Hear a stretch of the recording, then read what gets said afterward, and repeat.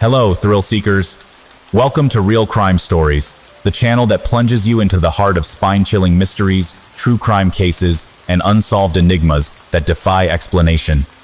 Today, we're unraveling a gripping collection of stories that will haunt your thoughts. If you're hooked on suspense and can't get enough of these eerie tales, smash that subscribe button and ring the notification bell to never miss a video. Now, brace yourself, let's dive into the first bone-chilling story. I collect murder memorabilia. I bought something found at a crime scene which changed my life. I saw the violin case listed for sale online. I browsed the website for 15 minutes before I found it. The requirements for buying it should have been a red flag. My curiosity got the better of me. I decided to go along with the necessary steps to complete the transaction. I am an avid collector of murderabilia. If it is an object related to true crime, I must own it. While I am judged for this fascination, I have an unwavering interest in items of that nature. Potential boyfriends have decided against dating me. Paintings by John Wayne Gacy on my wall have not helped. I went to the house of the seller, a 2-story duplex with a V-shaped roof. I had a printout of the object. I knocked, and the man answered. He had on a gray sweater, and when he smiled, his teeth were white but crooked. I gave him my screen name and reminded him of the email I sent him. "Oh yes," he said with a grin. "The violin case was next to the body of a victim. She looked quite a bit like you. It's speculated that it belongs to the killer. The motive behind why he would leave it is unknown. Some are unsure if it's meant to throw the authorities off, to make them believe he is a musician. Either way, you want to buy it?" "Yes," I said. "I know exactly where I will keep it." "How much?" $600, he said. I gave an affirmative nod, and he went into the back of his house. When he returned, he held the violin case in his arms, as though it was a newborn. It was rosewood, and only had a few noticeable chipped cracks. The price he gave had not changed from the listing. I brought along the appropriate amount of cash and handed it to him. He gave me the case. As I turned around and returned to my car, he snapped his fingers to get my attention. "One other thing," he said. "I would never open up the case if I were you. I've heard stories of bad things happening once the seal's broken. Some have stated it's cursed by a necromancer of the olden days. It is difficult to measure based on the weight if an instrument is in there. Regardless of how interesting it might be to look at, I would be grateful for the exterior of it and leave it at that." I tried to thank him for the warning and drove back home. The case sat on top of my clothing drawer for at least a week. I displayed it on the stand, with a note below it describing its origin. On a quiet Saturday evening, I was at home decluttering when I received a text from Jason. He asked me if I would go to dinner with him. He had already made a reservation for a fine dining restaurant downtown. I said yes, since we had already been on a few dates in the previous months. They had gone well. I slipped on one of my nicer black dresses. After I applied makeup, a knock on my door filled the air. I answered, and Jason stood there with roses in one hand and chocolates in the other. He wore a suit and had on a very expensive Kenneth Cole brand watch with a silver and blue band. "Your gifts couldn't be any more cliché if you tried," I said with a smile. I took them and set them down on the coffee table. "You look amazing," he said. "I'll have to tell the waiter to keep his eyes off you." I smiled. I invited him in because I needed to find some of my jewelry. I went into the bathroom. I searched around behind my sliding glass mirror doors for one of my old necklaces. When I walked out, he was gazing at the violin case. "When did you buy this?" Jason asked. "I used to take violin lessons as a kid. My mom pressured me into it as a way to rebel against my father. All he wanted me to do was play football, and he saw the arts as emasculating. I don't remember much of what to play, but I know enough to impress you. I know some Paganini." "No," I said, "but thank you. We should get going. I don't want someone else to take our reservations if we don't show up on time." "We have plenty of minutes left," he said as his hand graced the case. "Please let me swoon you with a classic song. It would be my honor. You won't believe the notes I can nail." I watched in terror as his hands began to inch towards the clasps to open it. I lunged at him and grabbed his wrists. My palms clutched his timepiece as I kept his hands together and folded them into mine. "I'm not ready for anyone to open it yet," I said. "I know it's strange, but you have to trust me. Let's go to dinner. I'm getting hungry, and we don't know how bad traffic is going to be." I leaned in and kissed him. His scent was of sandalwood and citrus. After our embrace, we left my apartment. I did not know until later that he had undone one of the clasps. All I can remember of the rest of the evening is how well the meal went. We had several courses. I drank at least 3 glasses of red wine, which was more than I intended to indulge in. The couple beside us were elderly people from the East Coast. They were on vacation and talking at a high volume about their stock investments. I could recall having ordered a rum milkshake topped with banana slices. There was a live violinist who walked between tables and played romantic melodies. He took song requests of everything from classical to top 40. Jason was polite enough to not mention anything about it. I feel he was disappointed in me for not allowing him to show his musical talents. I have no recollection of when the bill came, let alone when we departed the establishment.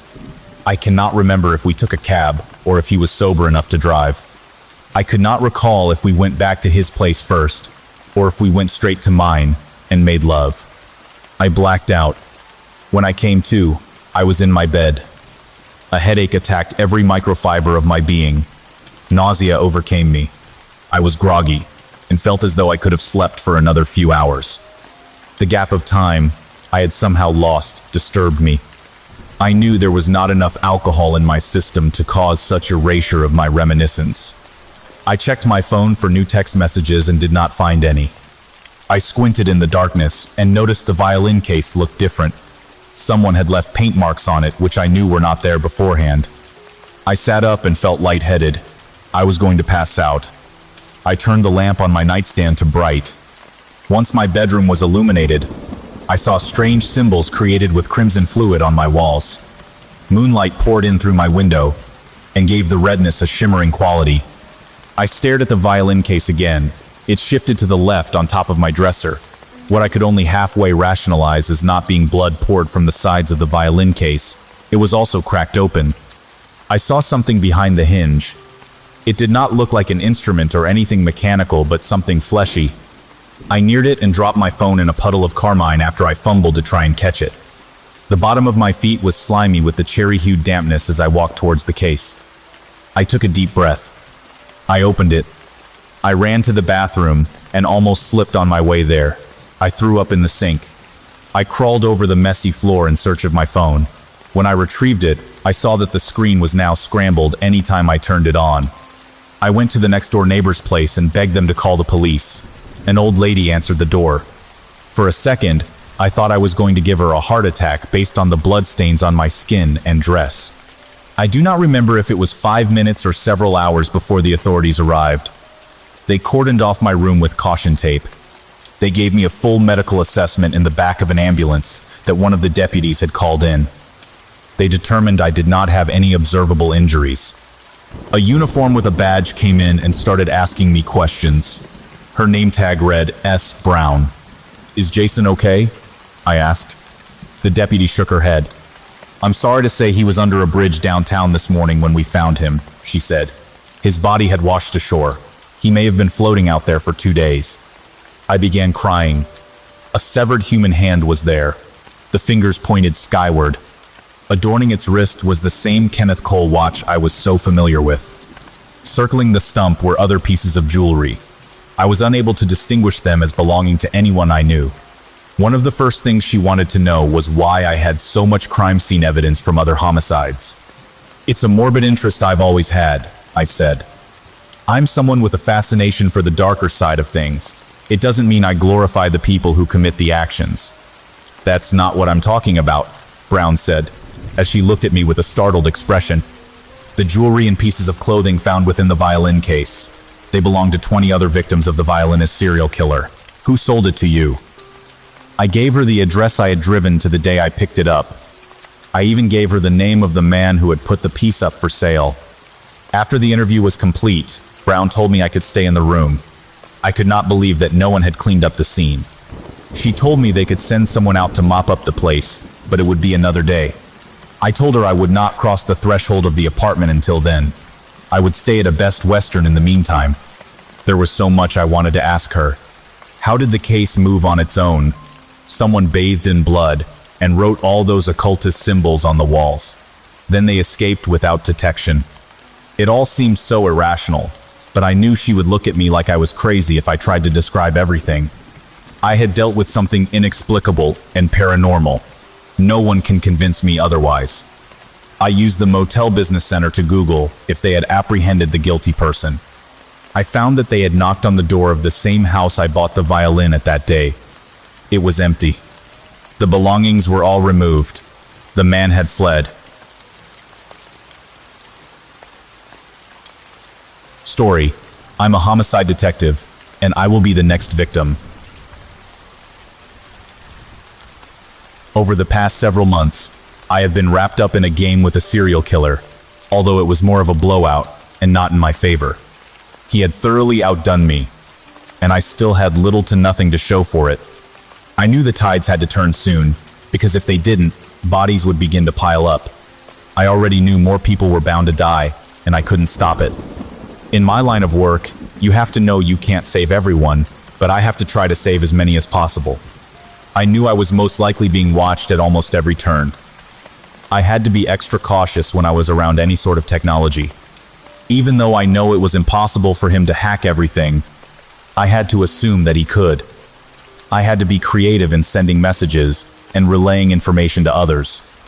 I still had no true counterattack, but I did put out a few pieces of bait in attempts to get any sort of a lead. These were long cons with a very small chance of success, but I had to try something. I had no way to track the killer, nor to even predict who he would kill next. While most killers have a preference, this person did not. Well, I suppose I may be his preference, but I would be his dessert, his final victim, until he could find another like me and play his game all over again. I didn't have any direct leads, but I did have one idea. Many killers have a tendency to go back to the scene of their crimes, typically to relive their twisted fantasies. So, I decided to visit the home of the first victim, well, at least the first I knew about. The home had been cleared out since the previous resident had suffered a heart attack. I was granted permission by the landlord to look through the home once again.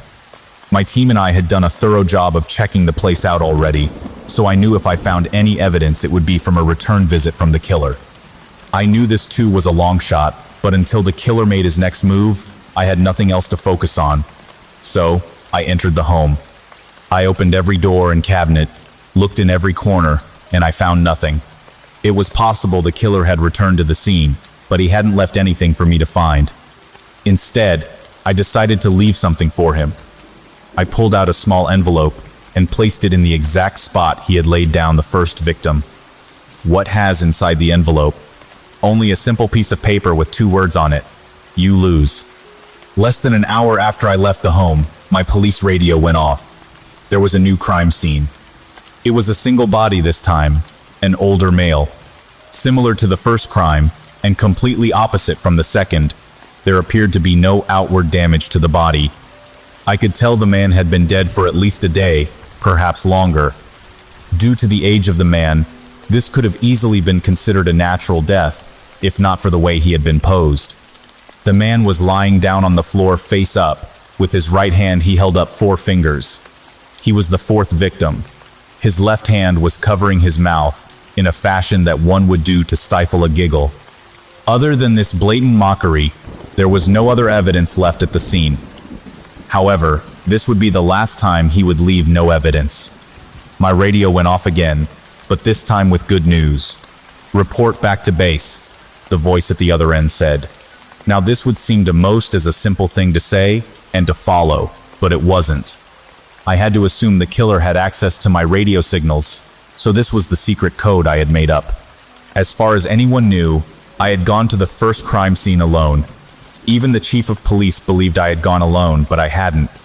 Days before I went, I had managed to get a secret message to an undercover cop, and they had been watching the home for over 48 hours, taking only minimal time to sleep and eat, and it had paid off.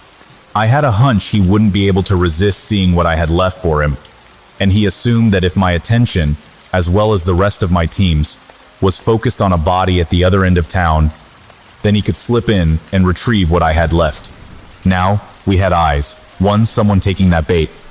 Of course, this simply could have been another puppet of the killer, though. I had already instructed the undercover agent to simply follow the man. Once the man had reached his base of operations, then we would move in. Until then, I had to wait. It worked. I later was informed by the undercover agent that the killer had taken extremely complicated routes and was almost impossible to follow, but not quite impossible. As the agent was also quite good at what he did, and he was able to do it without getting discovered.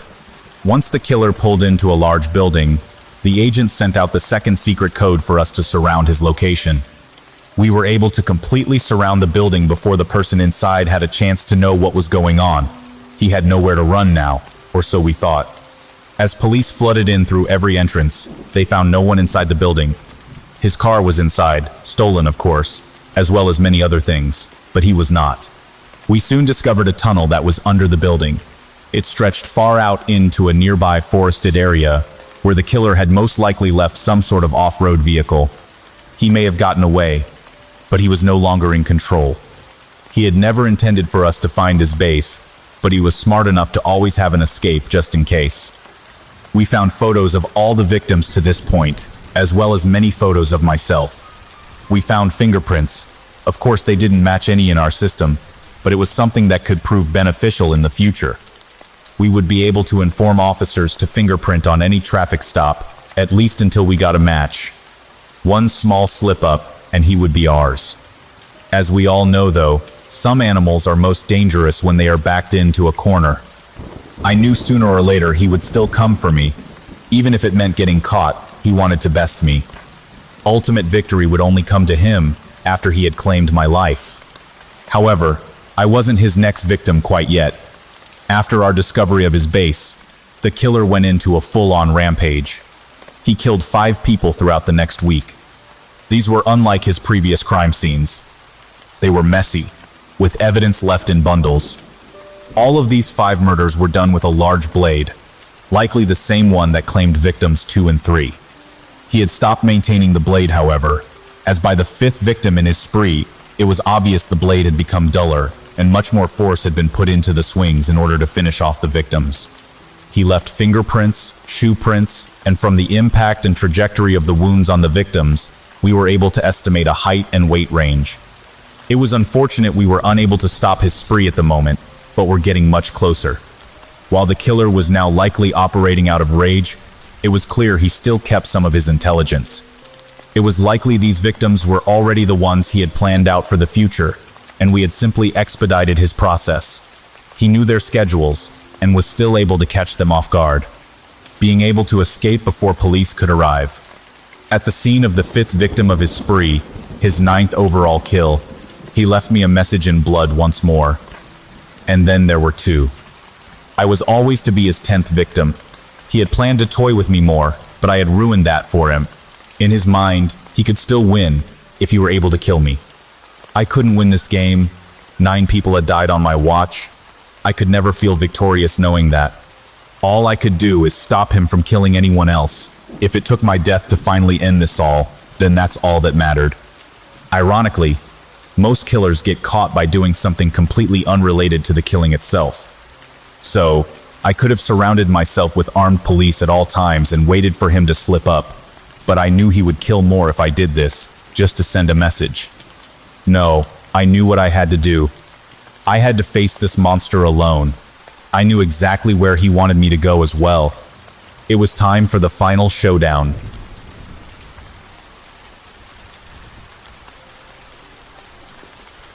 Story. My grandpa, a retired homicide detective, just told me the case that still keeps him up at night. I've heard a lot of stories from my grandfather. He was a detective for 27 years of his life, and I grew up listening to the tales of he and his fellow lawmen. As a child, he obviously amended the stories quite a bit to make them age appropriate, but as I grew up, more and more of the true stories came out. Starting about 2 years ago, my grandpa got sick. He's been on a slow decline ever since, and while it's been one of the hardest things I've ever had to deal with, his illness acted as the catalyst for a set of stories he'd never before brought up. He said he kept them filed away deep in the folder he doesn't like to open. He calls them the impossible ones. But this last one, the one he told me last night, he says it's the one that still keeps him up some nights, the one he thinks about every day. He said he's looked over the case files more times than he can remember, done a full re-examination of it all more times than he can remember, and it never makes any more sense. He said he only told me now because he can feel in his bones that he doesn't have a lot of time left. I recorded him telling me the story, so what follows is my transcription of the case, verbatim. I've only excluded his coughing fits and any off-topic remarks made during the telling of the case. The case was a murder, kidnapping, at least that's what it looked like, and it was me and Olson. I've told you about him. There was a family, the Nebels. There was Benjamin, the husband, Jennifer, the wife, and Katie, their 6-year-old daughter. One of their neighbors had gone out for the paper around 6 a.m. and saw the Nebels' front door wide open. When she went over to see if everything was okay, she saw the wife's body. The neighbor called 911-1, and eventually we were sent over there. Now, when I say there was no outward signs of a struggle, I mean it. There was no sign whatsoever that anything had happened. Well, except for the dead body. But even her body, there were no wounds, no marks of any kind. I'm getting ahead of myself. On our way to the house, it came over the radio that the husband and daughter were unaccounted for. If you're thinking, the husband did it, we did too. Obviously. Problem was, both the family's cars were still in the garage, so we think they might be on foot. Some officers canvassed the neighborhood, and no one had seen them, including 2 neighbors that were on their porches for hours, starting in the early morning. No one had heard any kind of commotion coming from their house either. I mentioned the wife's body. She didn't have a hair out of place. She was on her back in the kitchen. About a third of her upper body was under the table. We found out after the autopsy that, well, she just died. There was no cause that they could find. She'd been a perfectly healthy woman, didn't smoke, didn't drink, ate right, exercised. It was like she'd just blinked her eyes and gone from alive to dead. Anyways, we searched the house. We went through it with a fine-tooth comb, basement to attic, found nothing. No evidence of a struggle, no weapon, nothing. So we left. We'd spent hours in that house, thought maybe we should come back in a day or two with some fresh eyes. We went over to where Benjamin worked. He was a supervisor at a lumber yard. According to his co-workers, he'd shown up at work that morning just before 5 a.m. When he got in, he worked on this narrow crate thing he was building in his office, something he told his co-workers was a project for his house. According to the other morning supervisor, he'd only built about half of the thing. Around 6:15, he said he was running to the bathroom, and that was the last anyone saw him. They never saw him leave. While we were at the lumber yard, I realized I'd left my notes at the house. We drove back over there, and we got there while they were taking the wife's body away. As soon as we walked in, the stench hit us like a bus. It was what a newly discovered but long dead body smells like. We knew it obviously couldn't have been the wife. We asked a few of the officers and forensics folks that were still at the house what the smell was, and they told us that it had only started a few minutes before we'd gotten back there. I'm not exaggerating when I say the smell was everywhere in the house. I've smelled some dead ones before, but this smelled like every wall in the place was lined with corpses. Pretty quickly, we found that the smell was strongest leading up to the attic. Now, I told you before, we checked the attic. I checked it myself probably 5 times. But we went back up, me and Olson. I was up the little pull-down ladder first, and when I poked my head up, I saw something. I saw a piece of wood, like a box, a crate. It was shaped kind of like a rifle case, maybe 3 feet tall, 2 feet wide, maybe 6 inches deep, rectangular. It was standing straight up, and there was blood leaking from it. We called the photographers and all the people in there. They all do their thing, and finally they pull out all the nails and open the box. Out falls the husband. Think about that. This guy was maybe 5'10", 140 pounds, and he was put in a 3 foot by 2 foot by 6 inch crate. His bones were just a mess. His insides, all his organs, they were flattened. They were just wet, squishy pieces of fabric almost. He was stuffed in there like, I don't know what, like. He was just a rectangle of blood, skin, and parts. His skin had the discoloration of a body that had been dead for about 2 weeks, which obviously didn't make sense since they'd seen him at work that morning. He was also missing his eyeballs. We were standing there trying to rationalize the whole situation when something caught everyone's ears at the same time. A little girl's voice calling out for help. What followed was a sequence of all the people in the attic, and the rest of the house, and the people out on the lawn, and the few people that were standing on the other side of the yellow tape, all saying some variation of the phrase, "It sounds like it's coming from over there." Problem was, every single person swore they heard it coming from a different direction. Me, I heard it from right above me. No kidding. The first time I heard that little voice say, "Help me," I looked straight up, right up to the rafters. Of course she wasn't there. It was just my brain's response to where it perceived her voice is coming from. We had to listen to every one of these people tell us where they thought they heard her voice coming from.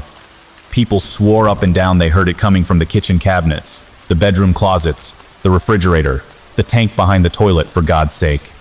People on the street said they heard it from underneath cars, behind trees, on the sides of the houses next to the Nebbles.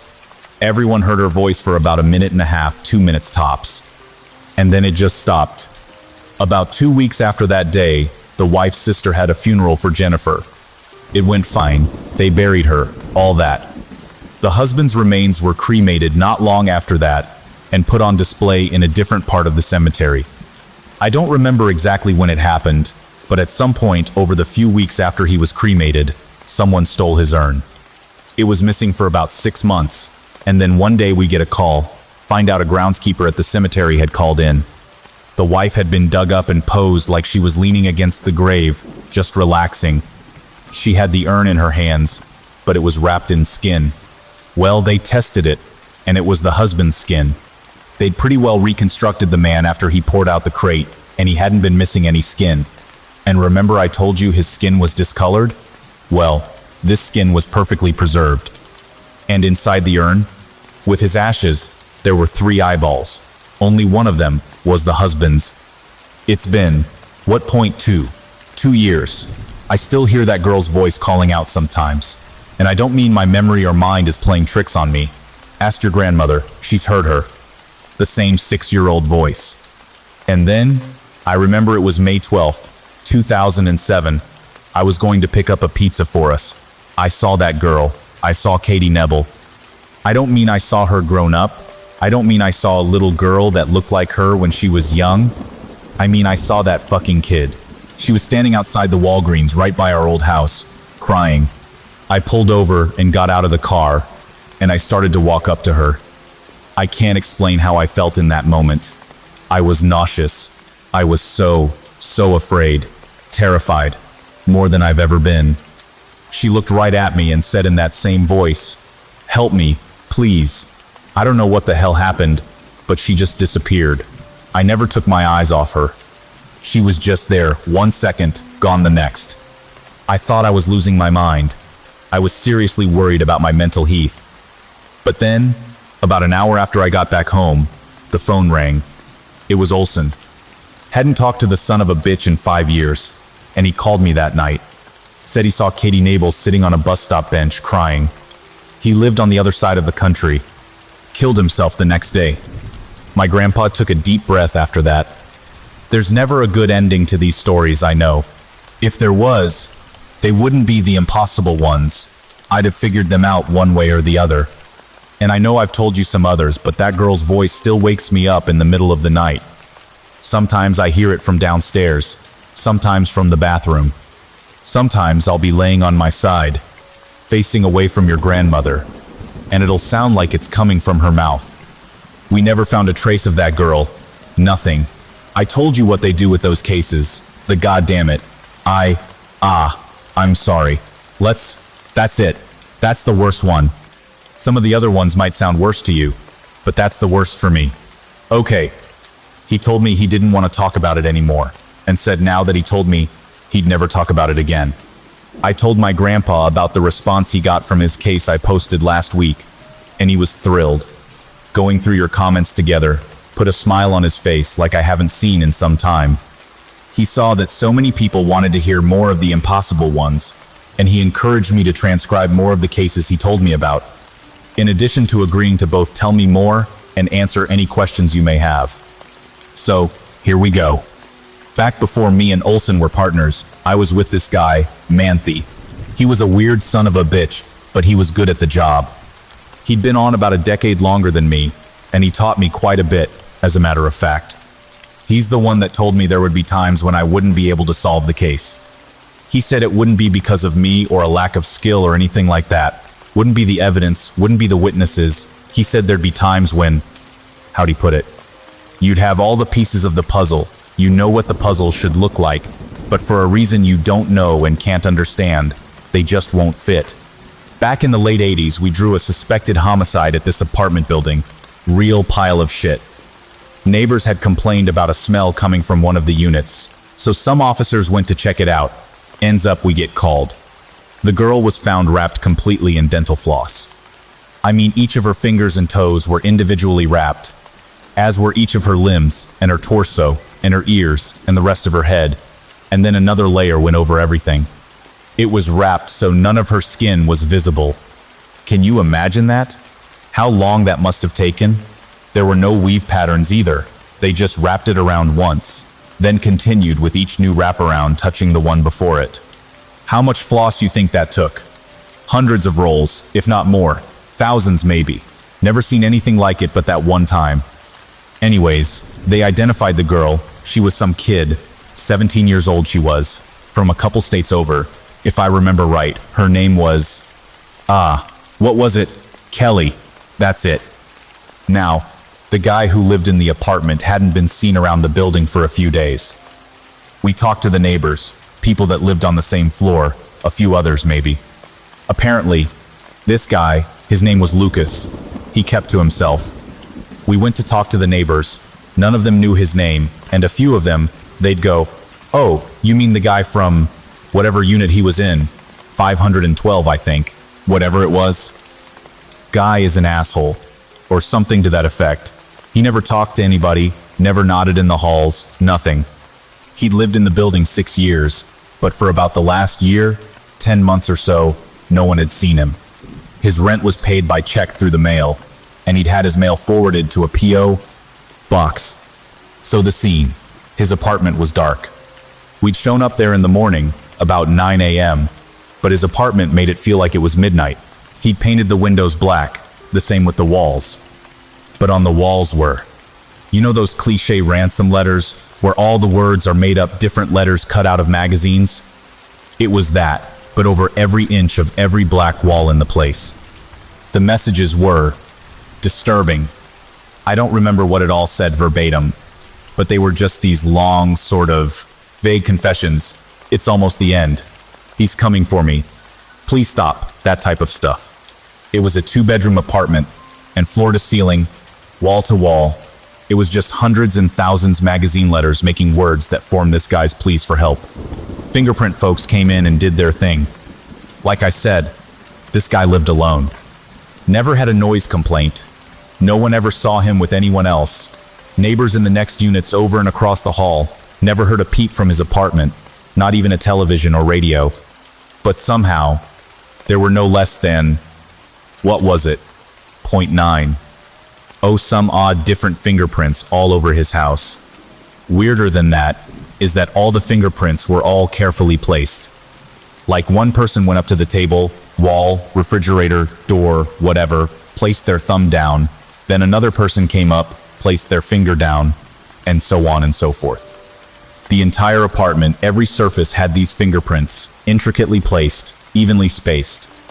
We found out that the only ones they identified 2 sets of fingerprints, one belonging to Lucas and another to a woman who had died in West Virginia in the early 60s, a few years before he was born. So the girl that was found dead in the apartment, she had no connection to Lucas that anyone could find. She also had no fingerprints on her, but it didn't look like anyone had intentionally wiped her down. They said she'd been dead about a week, and that the cause of death was, get this, suffocation by dental floss. And in the course of the autopsy, they found that a few of her organs were also wrapped in floss, the same way her body was. Her heart, liver, a lung, her kidneys, her spleen, all wrapped up in dental floss. And her stomach was bursting at the seams with it, just like her esophagus. Anyways, we had our suspect, this Lucas guy. We started digging, looking for associates, places he spent time, things like that. Pretty soon we find out he did some off-the-books work at a landscaping company. Guy there tells us he hasn't been to work in 3 days, and that he figured he'd quit. We pulled a few more threads, but nothing seemed to pan out. It looked like this guy killed Kelly, and then went off the grid. Then about a week and a half after we got the case, Boars, we'd put Lucas's picture everywhere, and if I'm not mistaken, the higher-ups told us all to tell everyone it was for a robbery. We started getting calls from different businesses saying Lucas had come in. Stopped for gas, got a burger at McDonald's, picked up shampoo at a grocery store, all these menial tasks, probably 15 different things. Problem was, he apparently did all these things at locations that spanned the whole city, and he did them all at the same damn time. 10:48 a.m., something like that. All the security camera footage matched up, his credit card records matched up, all the purchases happened at the exact same time, and I'll be damned if it wasn't him at the locations, not lookalikes, but him. Now, a lot of this stuff I'm telling you, it's weird, yeah? When it all happened, that's really all it was. It was just weird, odd. It was never really all that scary. Some things were, of course, but generally it was just stuff that boggled the mind. When we watched those security tapes, though, it's hard to explain it. Me, Manthe, and anyone who was in the room at the times we watched these tapes, every time, I think there was 11 places we had to watch the tapes, and every time, he'd stand for a few seconds, 5 to 10 seconds, and he would just stare at the camera, stone-faced. And it was .it was like he was looking into my soul. I can only describe how it felt for me, but I know for a fact the others felt the same way. It felt like someone was squeezing their fist around my heart. The breath left me. I started sweating. It was the worst fear. Pure terror. 2 of the security guys had to leave the room. One started hyperventilating, another threw up. It only lasted as long as he was looking straight at the camera. When he'd look away, everyone would breathe a sigh of relief. It was, anyways. Manthe, he came to me the last day of us going over the security cameras, and he told me he had something. Son of a bitch had gone over the pictures from the apartment, of all the magazine letters, and he found a pattern. There were certain letters that were written in a particular font. He put those through a cipher, what do you call it? C's, Caesarean shift. If you moved the letters around, I don't remember how many, 4, 5, something, it made a name that kept repeating. It was the longest of long shots, but we started looking into Bruce Hiller. Turns out Bruce Hiller has another apartment over in town near our own. We talk to the people there, they tell us he's the nicest guy in the world. They don't see him much, but whenever they do, he's polite, conversational, real good guy. His apartment is immaculate. I mean, it looked like he went over the entire place with a Q-tip every day, every hour. The building itself was, it was decent, kinda run down, but his place, for what it was spotless. We go though, everything, and pretty soon, it's time to go check the basement storage unit. The way they were set up was they were just partitioned off with little wooden and wire doors. You could see into everything. In Lucas's, or Bruce's, whatever his damn name was, in his, it was packed floor to ceiling with stuff on either side of the door. But we could see through the door. And there he was, towards the back of the unit with his back to us, reaching up onto a shelf. We could barely see him, just kind of make out his silhouette. The only lights down there were single bulbs hanging from the ceiling with pull strings. We shine our lights in his unit, pull our weapons, tell him to turn around slowly and keep his hands up. He doesn't move, he just stays there, reaching up on the shelf. We move forward a bit, keep telling him to turn around, show us his hands, blah blah blah, but he doesn't move an inch. The building manager had a rapport with him, apparently, so we get him and he tries pleading with him to turn around, but Lucas just kept standing there with his arm up and his back to us. Manager unlocks the door, we get him out of there. Now, this was a year or two before tasers really started catching on, so we didn't have that option. We inch our way towards the guy, and as we get closer, it becomes clear that when I say he's not moving, I mean he's not moving. He's standing as still as a statue. Pretty soon we realize he's not breathing. We kept our weapons up, kept our lights on him, kept yelling all that shit, did it by the book, but we got up to him and confirmed that wasn't breathing. We call in the troops.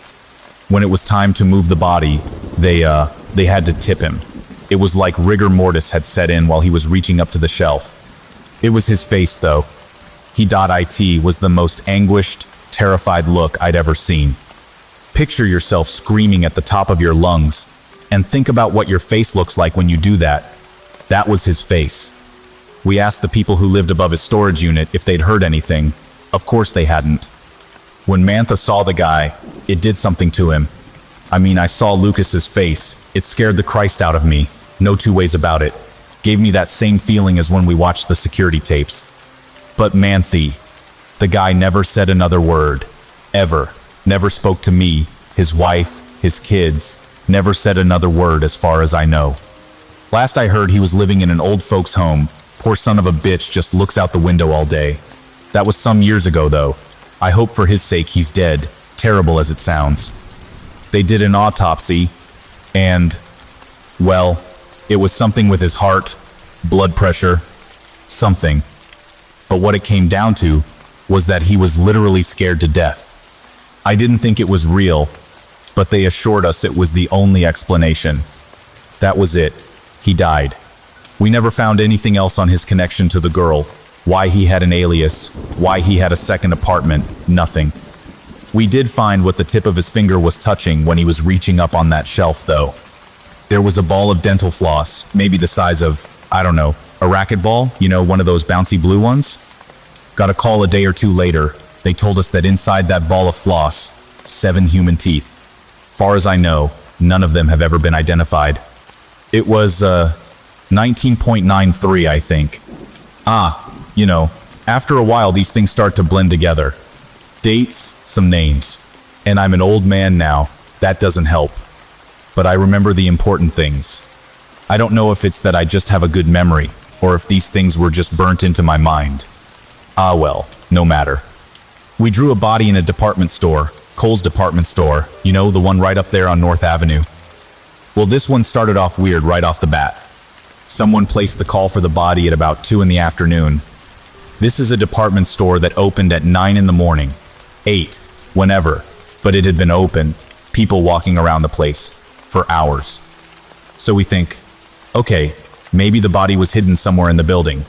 Nope, the body was right inside the main entrance of the place, right by the first checkout.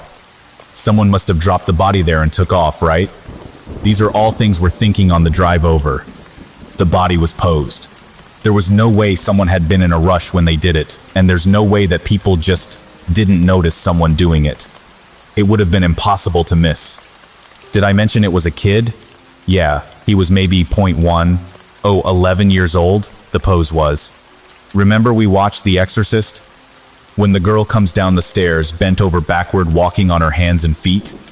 That's how this boy was, but, you know, not moving. His back was arched, stomach facing up, just looking up at us upside down. His face just pain, just pure pain. All he had on was a pair of white briefs, this kid. God, my grandpa was visibly distraught. So, we get there, and the first thing we ask is, well, what'd the guy look like? Someone had to have seen him. But no one could recall seeing anything. Not even the lady who'd been standing at the register that this poor kid was posed in front of not 10 feet away. Now, it's weird enough, you know, the way this body is positioned. The position is weird enough, so we think rigor must have set in. The forensics folks get over there, they take the pictures, all that. Then, Christ, then they, you know, they get ready to lay the body out, take a closer look at him, and as soon as the forensics guy, Benny, I remember his name was, as soon as Benny lays a finger on him, and I mean the moment, the second, the microsecond, the exact instance his finger touches this kid's shoulder, the body just instantly crumples, like a deflated balloon. I feel bad saying it, that poor kid, but it was just a puddle of a person, a puddle of skin. We find out later that this kid's bones, they were dust. I don't mean that figuratively either. His bones were ground to just a fine powder. The only mark on his body was a handprint around his neck, and the cause of death was determined to be strangulation. Christ, he was a goddamn kid. So anyways, we had our work cut out for us. This was a case where there were 40, 50, 60 witnesses. We checked the security cameras, and it was the most bizarre, surreal thing. The whole thing was caught on tape. At about 10:30 that morning, a person wearing all black, who kept his head down the whole time so we couldn't see his face, came in holding the kid's hand. They went over to where the body was found, and the kid gets into the position we found him in. The guy then chokes the kid for about 40 seconds, killing him. People are just walking on by, walking around them, looking at them, but ignoring what's happened. The lady at the counter looked over a few times, didn't do a thing, just kept checking people out, doing her job. The guy finishes choking the kid, stands up, and the son of a bitch bows. And the part that really got me, people in the store gave him a round of applause. Then he just left. We were fuming. I remember I yelled at some of the employees and people that were in the store when we got there. What the hell were you doing just standing there? What the hell's the matter with you, you sons of bitches? You know? But not a one of them couldn't really explain their reaction to what had happened. They said they remembered seeing the guy, the kid, all of it. But when it was happening, it didn't feel like anything wrong was going on. They said they all saw it, but instead of being like, what the hell? It just seemed like a normal thing. We asked everyone what the guy had looked like, and they were all 100% sure in the descriptions they gave of the guy's face. By what the witnesses gave us, the guy was either white, black, Hispanic, or Asian, with brown, black, blonde, red, or gray hair, blue, green, or brown eyes, perfectly smooth or extremely wrinkled skin, a big or a small nose, and he had a picture-perfect set of pearly whites. Or he had a mouth that looked like he ate nothing but junk food and rocks and hadn't brushed a day in his life. It didn't make any sense, and with everyone having no real idea what they saw, none of what they gave us was a help at all. Remember I said the body was called in around 2 in the afternoon? And yeah, that means people were coming in and just ignoring, not realizing, I don't know, whatever the hell was happening. But no one did anything about the body for almost 4 hours. We went to listen to the 9-1 -1 call, and we find out it came from the payphone right across the street from the Kohl's at the McDonald's there. There used to be a payphone. Now, I heard a gravelly, deep voice, but Olson, he heard someone more high-pitched. Doesn't really matter, just another weird thing about this. Operator goes, 911, yada yada yada. Guy says, did anyone call yet? Operator goes, I'm sorry? Did anyone call about the body yet? What body? Guy gets all frustrated, starts huffing and puffing. Goes, there's a body at Kohl's North Avenue. Do your fucking job, your goddamn job, whatever he said. Then he goes, I don't have all day. We end up looking at the security tapes from the McDonald's there, and right after the guy did what he did to the boy, he walked over to the McDonald's and sat at one of the tables outside, and he just sat there, staring at the Kohl's, just waiting. Didn't budge an inch from about 10:35 until he called around 2. Just sat there like a statue, staring. Then he got up and made the call. After he hung up, he stood at the payphone, not moving, watching the Kohl's from there. Watched the black and white show up, watched us show up, then finally around 4 he just left. Took off down the street. This was one where we didn't really find anything. Never found out who the boy was. No one ever reported him missing. Certainly never found the guy that killed him. Get this though. A whole mess of people that were in the store when he did what he did. They ended up killing themselves. 6 or 7 of them in the months immediately following that day. Then, I found out when the case was reopened, guy who took it over, young guy named Smith, he went to re-interview some of the witnesses, and 16 more had committed suicide.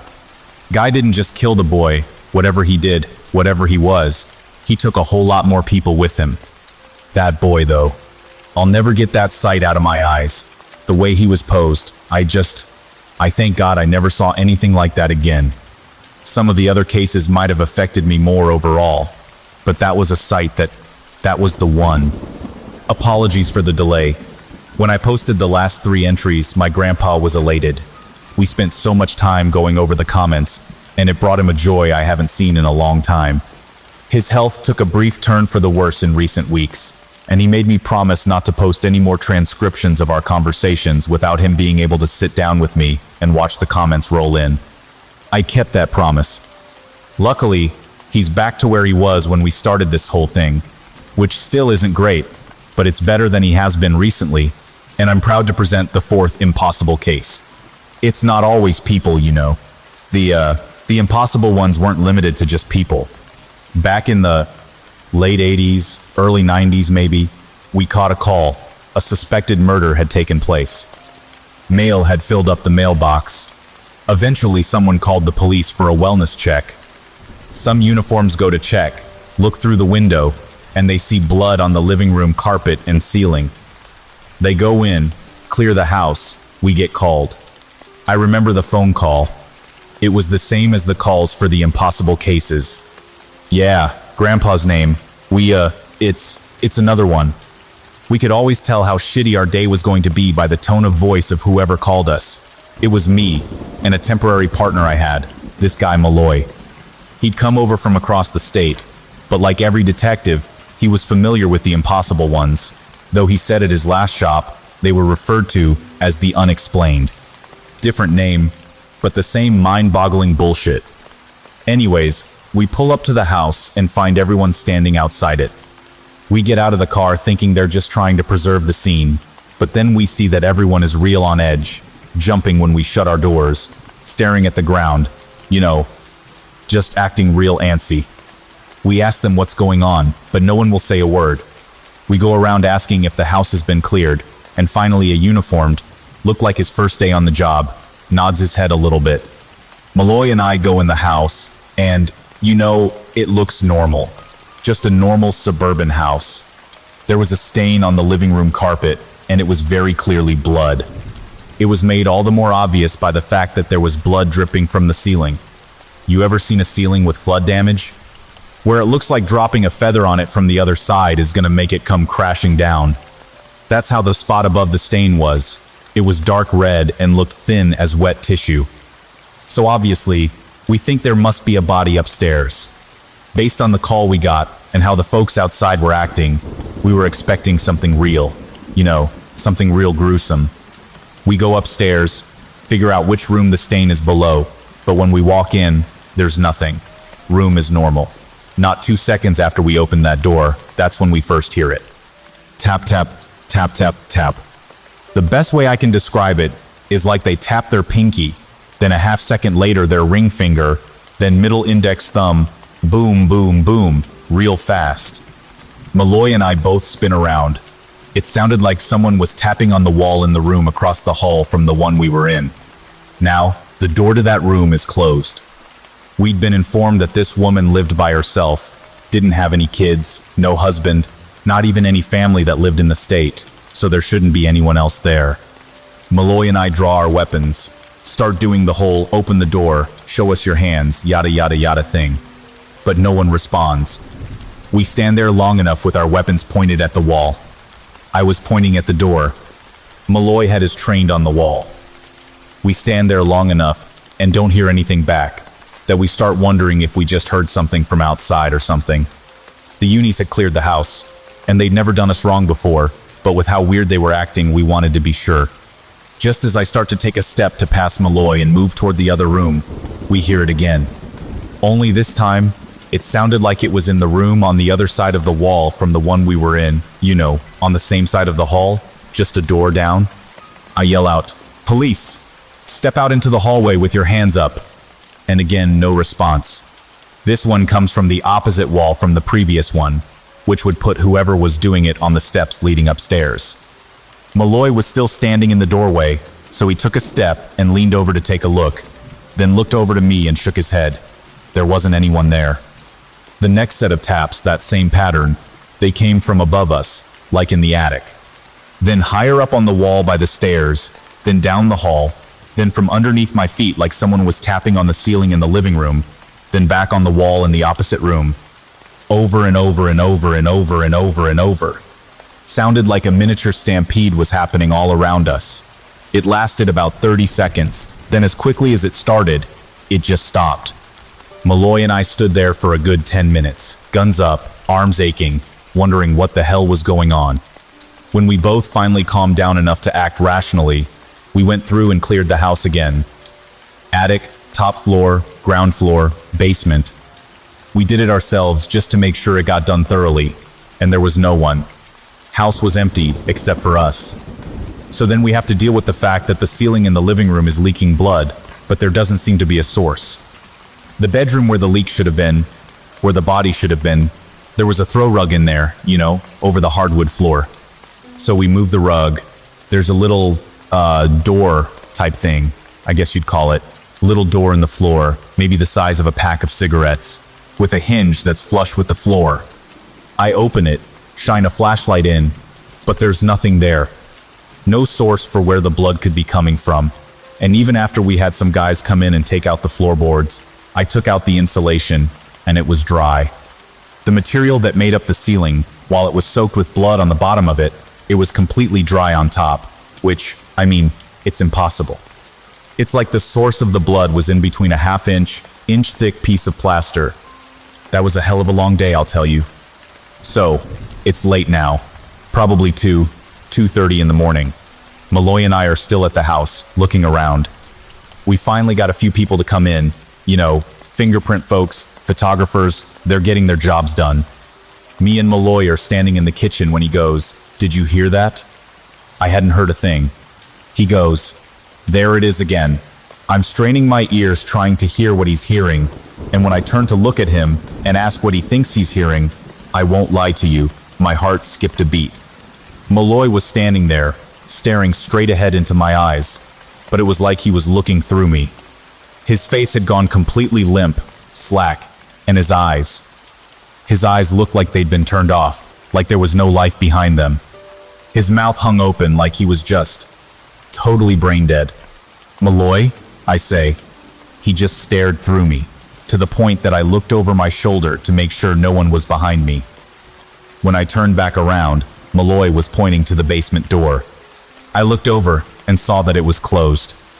When I looked back again, Malloy was pointing, but the life had returned to his face. He looked normal.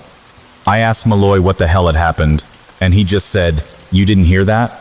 I told him I hadn't. He said we needed to check the basement again.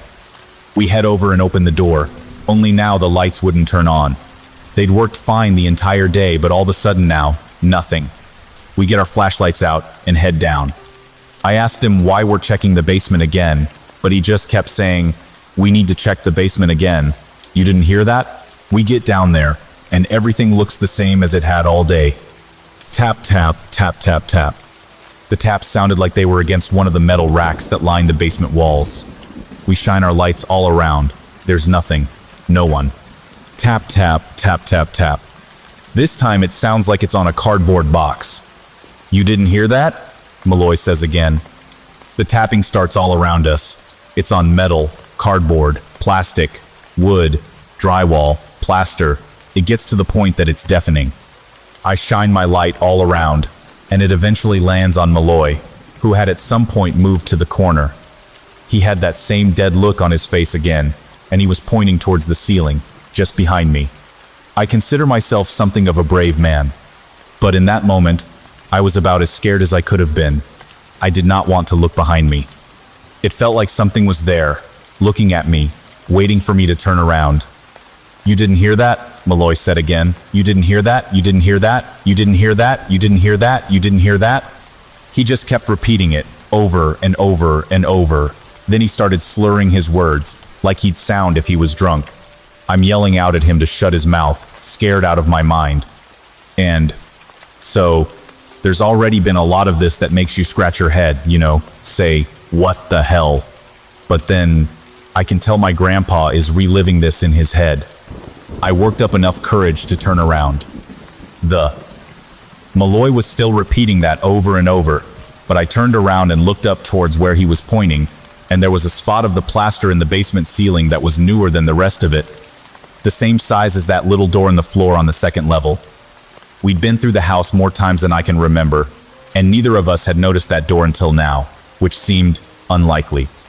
The tapping seems to be getting louder, faster.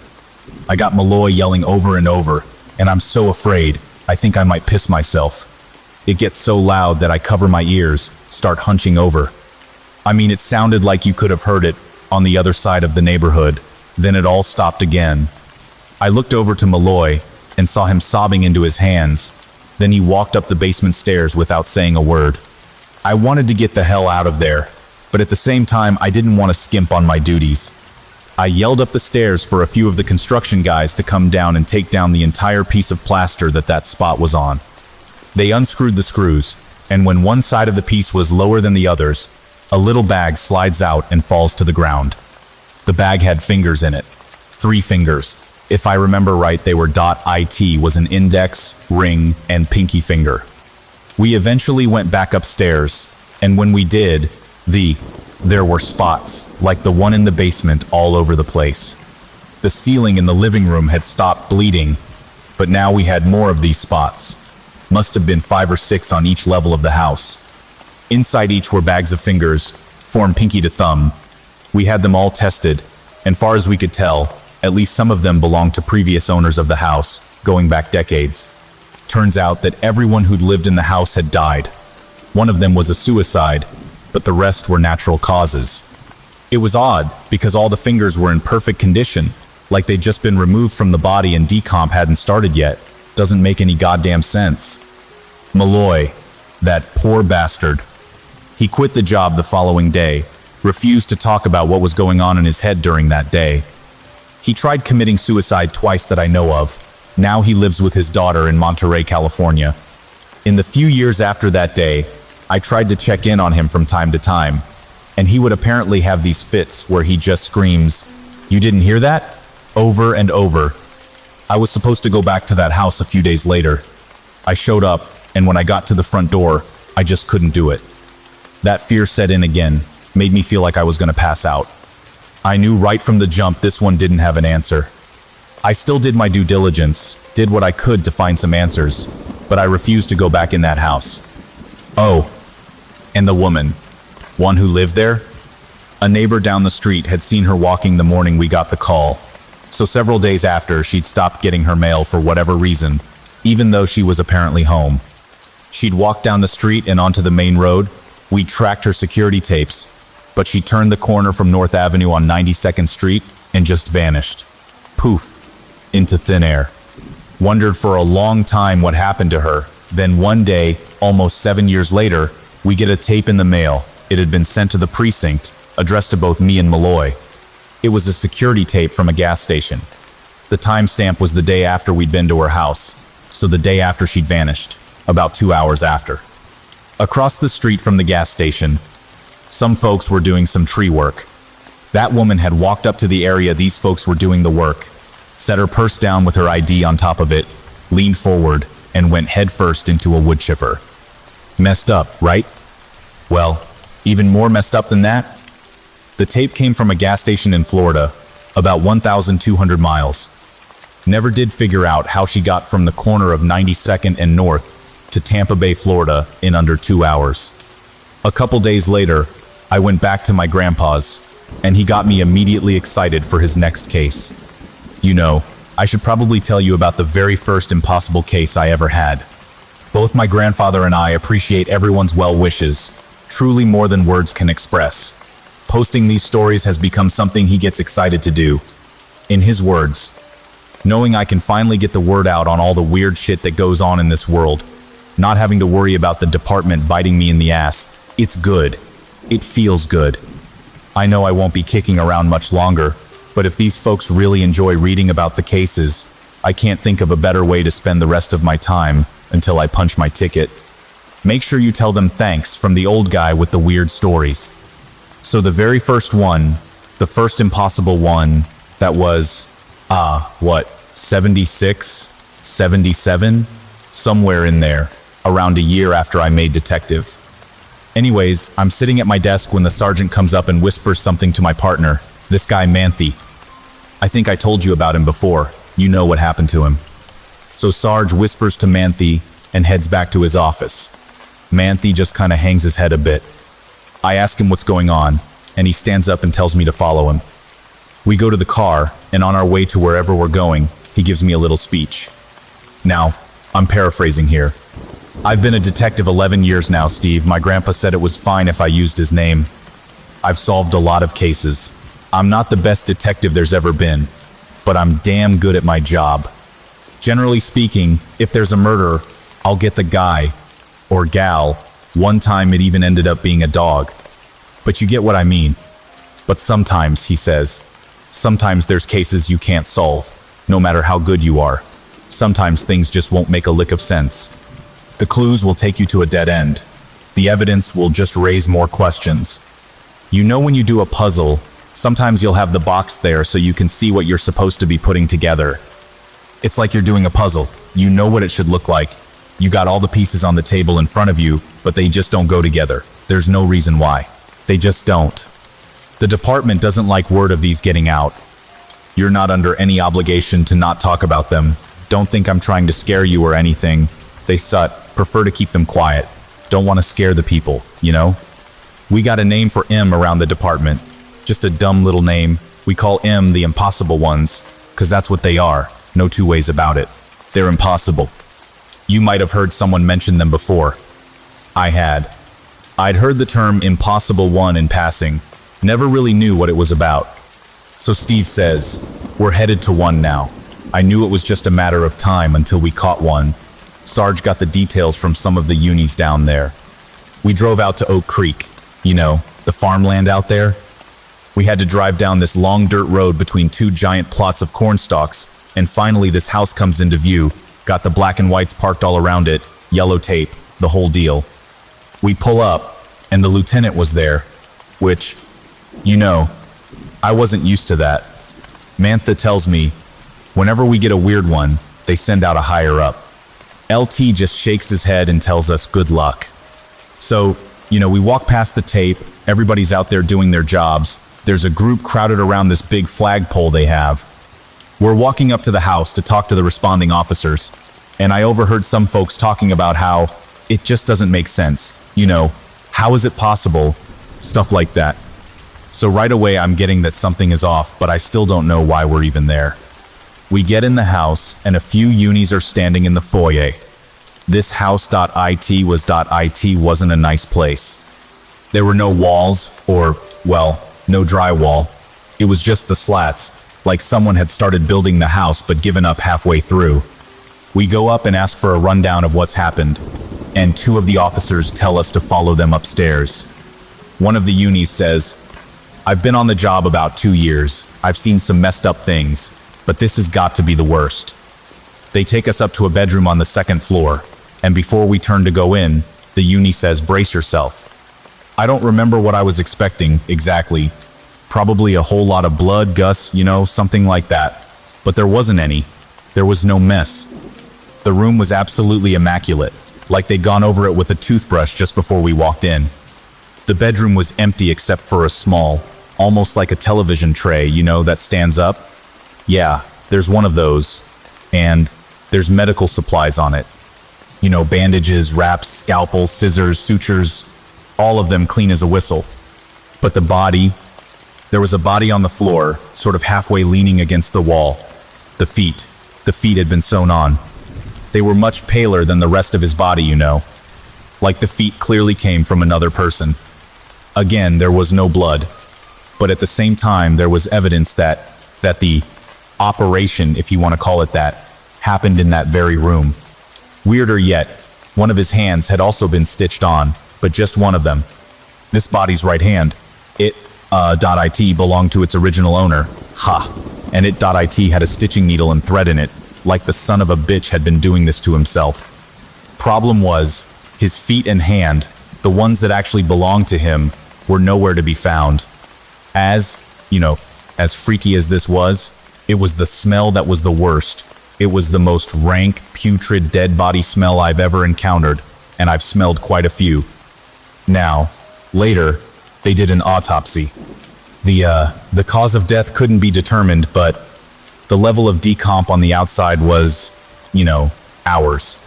By the time Manthe and I showed up on the scene. I don't remember what the call was, or, how it was found out that there was a potential murder there. But when we showed up, the body was still fresh.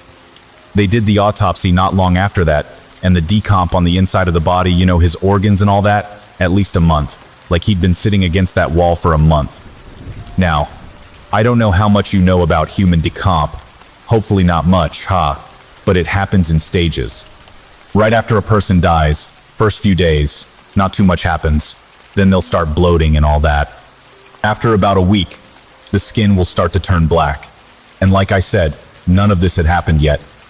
But on the inside, a little after a week, things will start breaking down. Maggots, bugs, insects, all that. They'll start laying eggs, feeding off the organs. And the organs, they'll start breaking down, leak out of the body. Sounds gross, I know. But, so the outside of the body was fine, as far as decomposition, but the inside of the body was just, I don't know how to put it, it was just flakes. Like dried fruit, his lungs, spleen, kidneys, bladder, stomach, it was all decomposed, covered in creepy crawlers. It didn't make any sense. It was, drumroll, impossible. And even more than that, you know how I said the room was perfectly clean? Not a drop of blood? It's because the body had been completely exsanguinated. I mean completely. The body shouldn't have looked the way it did on the outside considering what had happened on the inside. If I wouldn't have seen it with my own eyes, I would have sworn to you it was a, like a wax statue or something. But that's not the weirdest thing. Not to me, at least. So, outside, when we pulled up, there was that group of unis gathered around the flagpole. When we were done, looking around the inside of the house, trying to make heads or tails of what happened, the folks that brought us into the house told us to follow them out. We get down to the flagpole, and this thing is big. Must have been 25, 30 feet tall, big as the kind you'd see at a school. We walk up and kind of get everyone to clear a path for us, so we can see what all the commotion is about. Manthe was walking ahead of me, and I just hear him say, "Jesus fucking Christ." I look around him, and I see what everyone is looking at. There is a body at the base of the flagpole. I don't mean next to it. I don't mean near it. The flagpole had gone through the man's lower sternum. Blood had pooled around the area, and by the looks of it, the man hadn't been dead longer than a few hours. Now, after the fact, we had learned that the flagpole had been on that property since the 1960s mines, at least on paper. It hadn't been replaced or anything since then. There were two flags at the top, an American flag and a Our State flag. Both of them were blowing in the wind, and they were clean. Besides the normal weather wear a flag gets, they were both clean. And so was the flagpole. A little dirt here and there, maybe, but for a body to have impaled by it, and for it to have slid down the flagpole, both it and the flags should have been covered in blood and guts. And there was no way anyone had lifted the flagpole from the ground and then dropped it on him. There was just no way. Craziest thing about that one, guy had died from a brain aneurysm. And before I forget, the guy on the flagpole was the owner of the property.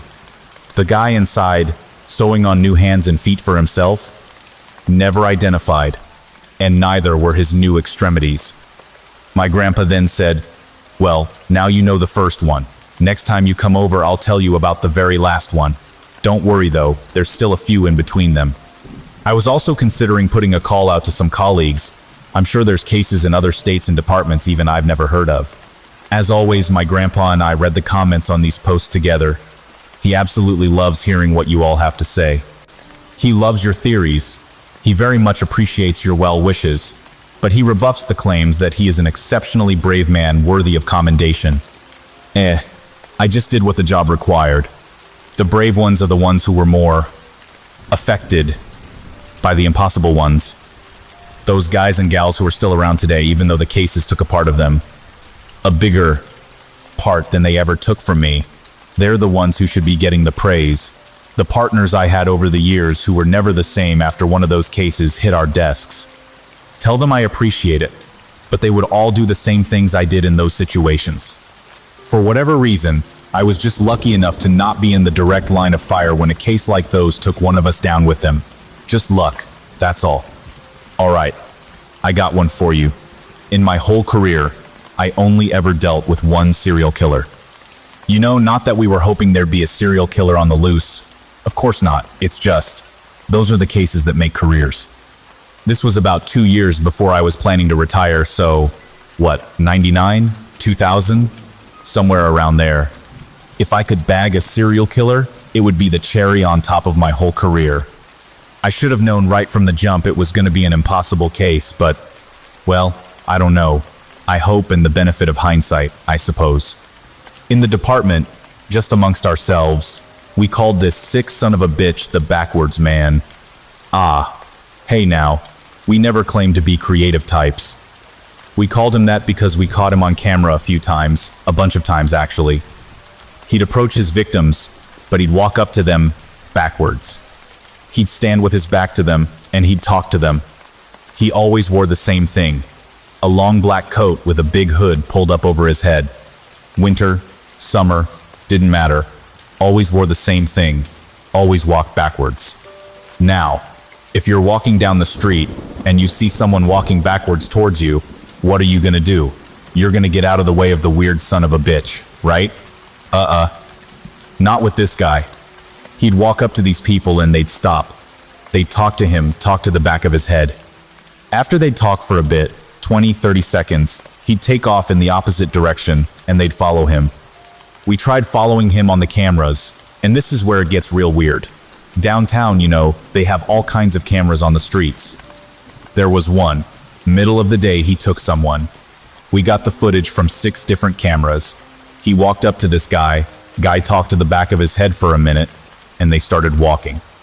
Now, you're thinking that if he walks up to them backwards, then starts going in the other direction without turning around, he's just walking normally, right? Well, on all of the cameras, his back was to it. Camera was facing east on Juno, his back was to it. Camera was facing west on Juno, his back was to it, walking backwards. Camera was facing north on Water Street, his back was to the camera. Sounds like it doesn't make sense, right? If he was walking east on Juno, and you're looking at him from the south, you'd be looking at him in a profile, right? No, sir. His back was to the camera, and he was walking sideways, crossing his feet one over the other. Didn't make a single shred of sense. All the cameras had the same timestamps, but we were watching this guy walk in distinctly different gates at the same time. Once they turned enough corners, they'd just disappear.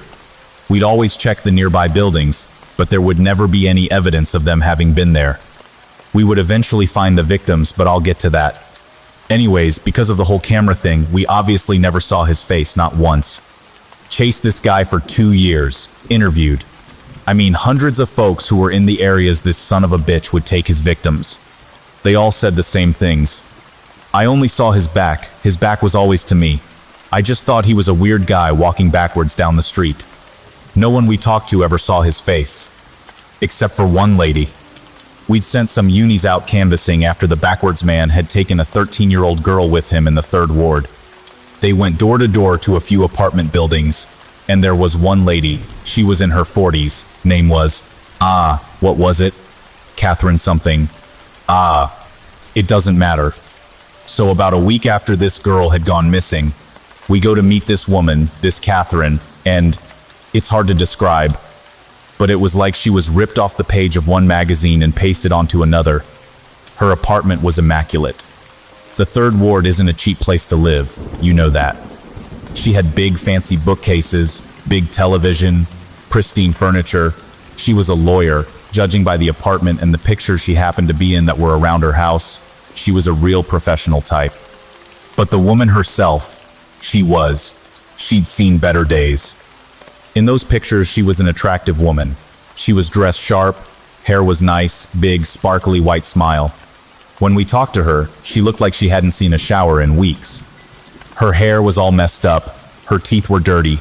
She was a mess. And she was afraid. She sat in a chair in the corner and watched the door while we talked. She was shaking like a leaf. We sat down to talk to her, asked her what she'd seen. Her voice was all shaky, and she whispered, like there was someone in the room she didn't want to hear what she was saying. Now, I'm paraphrasing here, but he walked up backwards to the girl. I watched him do it. He walked up backwards to her and just stood there. I wasn't too close to them, she was stuttering. You could tell she was terrified.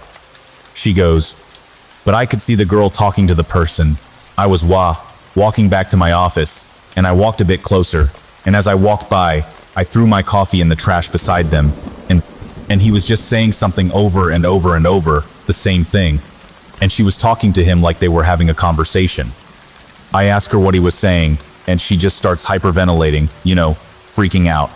Takes us a good 10 minutes to calm her down, but we need to know, We have to know what this guy was saying. Hen, I asked what the girl was saying. She goes, he was saying, is a house really a home if you aren't there?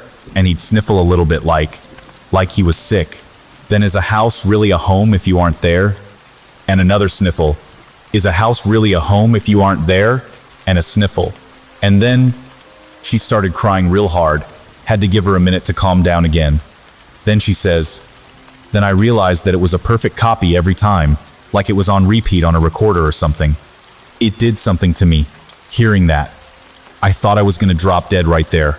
I don't know what it was, but I thought I was gonna die. Then I asked what the girl was saying. She was. It's like she was hearing something different than I was. She was just going on, oh yeah, me too. I love it there. Oh yeah, what about you? That's great. It didn't make any sense. Then I kinda got down close next to her, as comforting as I could be, and I asked her again, did she see his face? Her eyes well up with tears again. Her hands start shaking. I can tell she's just about to break down again. Then she whispers, his face, his face, his face. Then she starts yelling, his face, his face. We try to calm her down, but then she just stops, goes dead silent for a second, stares off into nothingness. Then it's like she composed herself in the blink of an eye and she goes, will you excuse me? I need to use the restroom. Before I tell her to go, I ask her again if she can tell me what the guy's face looked like. She's cool as a cucumber now, and she just says, if you'll give me a moment, I'll collect myself and be right back with you. I'm very sorry. I just need to calm down for a second. I didn't really know what else to say. I mean, her change in demeanor was .it was jarring, kinda left me and my partner stunned, and I couldn't tell her no, It was her house. She had every right to get up and go, and she did. My partner and I just kinda stood there and talked for a minute, kinda going over what the lady had said. When she'd gone to the bathroom and closed the door, we'd walked over nearby just to keep an ear on her. She seemed unstable, but not to the point that we thought she'd try to harm herself. As I'm telling you this, I realize what it must sound like this woman was on the edge, and we just let her go to the bathroom, but she was afraid, and it just seemed like shock. In that line of work, you have to be able to read people. Well, we were reading her, and neither of us felt she was at risk. The water had been running, and we'd heard a creak, like she'd sat down on top of the toilet or leaned against the counter, something, but that was it.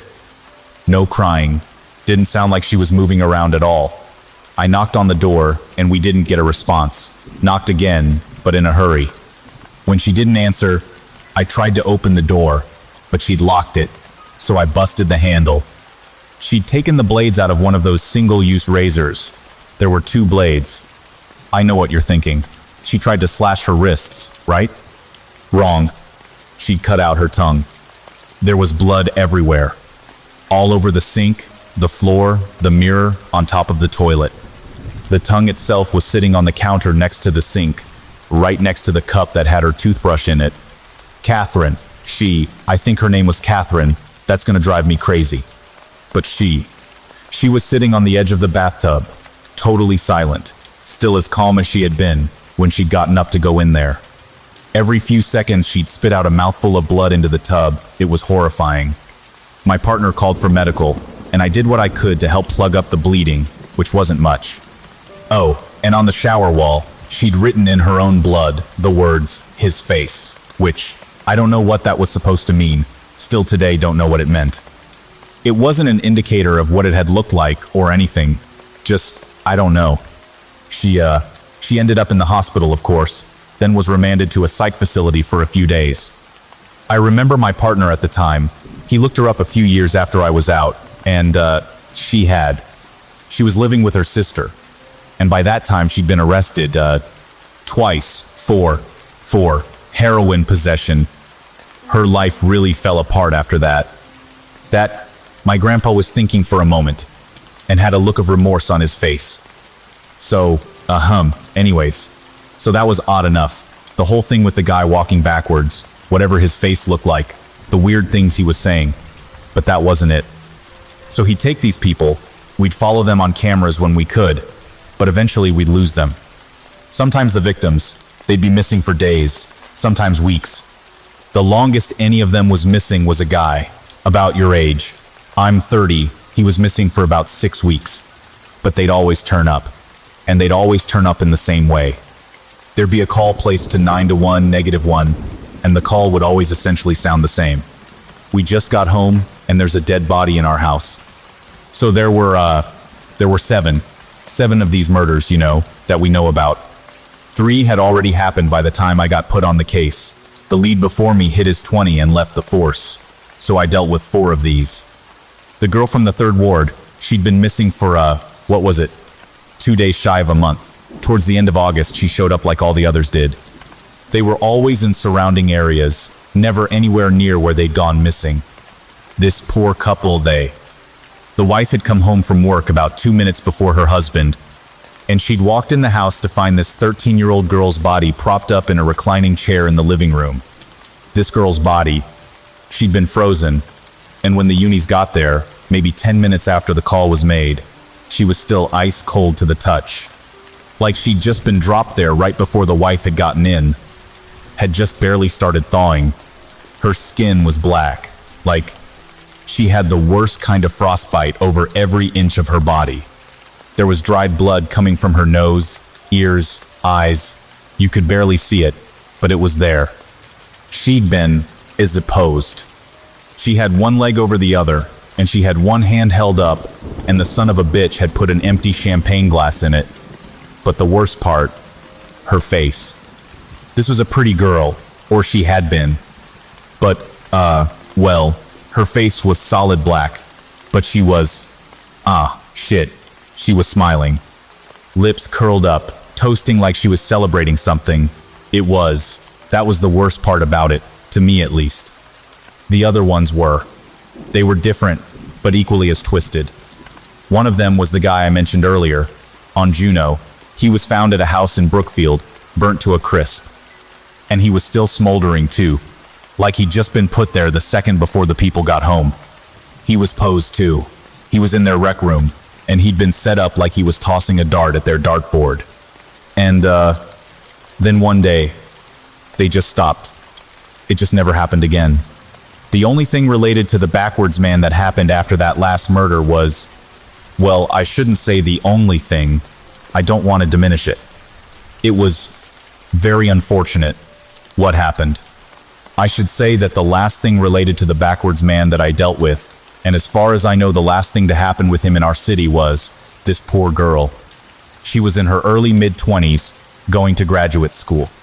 She had just had a baby, maybe 6 months before, and she'd been walking from the local college campus to the parking garage, and somewhere between those two, he'd shown up. Whole thing was caught on the security cameras, and again, no matter the angle, his back was always to the camera. They talked for a minute, and this time, he turned around, her faced her. We couldn't see it, because, whatever the hell happens with the cameras. They talked for just a second after that, but instead of her following him, he just left. Just walked away. She stood there for about 10 minutes, still as a statue, just looking into the distance, kind of a 1,000-yard stare. She eventually went back to her car, stopped at the store, picked up diapers, started cooking dinner for her husband and son. While whatever they were having for dinner was cooking, she sat down at their kitchen table, wrote something down on a piece of paper, folded it over once, and set it down on one of the end tables next to their couch. Then she went into her closet and hung herself from one of the bars. Her husband had been playing with their son and hadn't noticed her put the piece of paper down. The smoke alarm went off, and he went looking for her, found her in the closet. The note just said his face, as many times as she could fit on the piece of paper. My grandpa was drained after this one. Reading these transcriptions is one thing, but when I sit down with him and he tells me these verbally for me to record and transcribe, it's apparent how all these cases affected him emotionally. And keep in mind, these are just the impossible ones. Besides those, he still has nearly 3 decades worth of normal, explainable cases weighing on him. My grandpa then said something despite his clear exhaustion from the memory of this one, and even after my insistence that he is under no obligation to share any of this with me if he doesn't want to. Let's make that call. Get you on the line with my pal in Arizona. I know he's got a story or two that'll really kick your ass. After my grandpa told me about the last case, the one about the backwards man, he told me to make the tentatively planned Skype call to a colleague of his in Arizona. Connectivity issues on both sides didn't allow us to have the call when we'd initially planned, and schedules then got in the way after that. That said, we all eventually found the time, got the call connected, and my grandpa and I were soon talking to a detective in Arizona named Adam, a man my grandpa had met at a conference years prior. Little small talk was made. My grandpa quickly got to the point. I know we talked about it a little, about those cases. The kinds that don't make any sense, my grandpa said. Ah, yeah. What'd you guys call them? The impossible cases? The impossible ones, that's right. That's right. Down here, they're called the inconceivables. Like the movie. My grandpa joked. They laughed for a moment, during which time Adam said that they did indeed get the name from The Princess Bride. And then he went into one of his very own impossible cases. There's a lot of desert down here. A lot of long, empty roads with nothing but open land on either side. A few skinny trees here and there, some cacti, but no real structures or anything to speak of. I got called out to a crime scene had to be around 2002. It was right after 9/11s, I remember. Not that one has anything to do with the other. Anyhow, I drive out there, and this is in the middle of nowhere. Like, I had to drive 20 minutes off the road just to get to it. Middle of nowhere. It was the middle of the night when I got there. 2, 3 in the morning. So they had these big floodlights set up outside the tape. And the tape was set up way farther out than I initially would have thought necessary. Real wide around the focal point of why I'd been called out. But I'll get to that. There were a few little pathways that we could take to get to her, and I was let in by one of the officers. Standing there in the middle of this big-ass area was a woman, looked maybe about 30. She was standing mid-stride, like she was just walking through the desert, and 1 second she just, boom, died. Her foot was pointed up like she'd just taken a step, and then she'd just frozen. We had the techs out there trying to figure out exactly where she'd come from. That was one of the weirdest things. The footprints. So, leading up to where this woman was, there were no footprints. Ground didn't have any imprints whatsoever, not in the slightest, not leading up to where she was standing. It was like she just floated down right out of the sky. But around her, maybe 15 yards or so, there were these. I actually don't want to call them prints, because they weren't, but these, tracks, I don't know what to call them. They were like something had been shuffling around. Something big. I mean, they looked like they stepped lightly, but when they were pointed out to me, I could plainly see that they'd left depressions in the ground. But they weren't shaped or structured like footprints. They were these kind of collections, I guess you'd say, of spirals. Spirals. Groups of 5 or 6 of them of different sizes and angles, where if you drew a line around them, it would look, I guess maybe like a rhombus. I remember there were 4 separate collections of these, so 20, 25 different size spirals, some circular, some triangular, some square-shaped, 20 to 25 total. If you drew a line around the collections of rhombuses, rhombi? If you drew a line around those, it made almost a perfect rectangle. There's no real way to put it into words, and I know this is for the blog, whatever Steve said you were doing with these. We took a short aside, during which time I told Adam about no sleep, and how I felt it was the only place there was a real chance a lot of eyes could get on their tellings of what goes on in these impossible instances. Where was I? Shit. Okay, so it was the desert. It was cold, maybe 40 degrees, give or take, but parts of this girl's skin were frostbitten. If it would have been her whole body, I might have thought she'd been walking naked through the Arctic after getting out of a swimming pool filled with ice water. You know, that dark purple, black color? But they're just these patches all over her. Big section of her thigh, tops of her knuckles, side of her neck, her shoulder blade. Like these spots of her had been dipped in sub-zero temperatures or something, but just those parts. I don't know. Oh, the tracks. That's what we were talking about before. So, like I said, they made a big circles about 15, maybe closer to 20 yards out from her. Each one of the rectangles, the ones with the 4 rhombuses in them, they must have been 12, 15 feet apiece, maybe 6 feet wide. Fucking huge, these things. I know you might be thinking, it sounds like someone drew them, but the text said that the depression pattern in the ground indicated that the symbols were most depressed on the ends, not so much in the middle. Like someone stepping heel to toe. Obviously, someone could have done this on purpose, but why? They went in a circle around this woman, and they overlapped each other a whole lot, like someone was just doing laps. I suppose it's worth mentioning, we didn't realize all the spirals and the shapes and everything right away. It took a few days before the text put it together. I mean, the shapes were apparent right away, but I just mean the patterns and all that. When you first looked at it, it just looked like a bunch of nonsense scribbles with no rhyme or reason to it. Craziest thing about those tracks? Maybe 0.200 yards away, there was another big circle of them, same circumference, but like they'd just made one circle, no laps. And the depression on that one was deep, like it had stomped down. About 200 yards after that one was another one, depression even deeper, and that was it.